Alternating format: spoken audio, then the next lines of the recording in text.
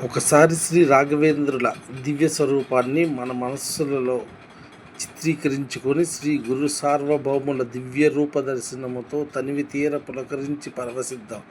అద్భుతమైన మంగళ రూపం, ఆజానుబాహులు అభయముద్రలతో అక్షమాల తులసీమాలను మెడలో ధరించి, కాషాయ వస్త్రాలు, బంగారు దేహం, పూర్వ పుండ్రములు, తేజోమయమైన నేత్రాలతో అపాద మస్తకము దర్శించ పులకరించి పొంగి పొరలు చేసే దివ్య దేహ సుందర స్వరూపము, పరమ ప్రశాంత రూపముతో చిరునవ్వుల వెన్నెలను చిలికిస్తూ తలచిన భక్తులకు తమ సర్వస్వమని భావింపబాసిల్లే సమస్త సద్గురు శ్రీ సచిదానంద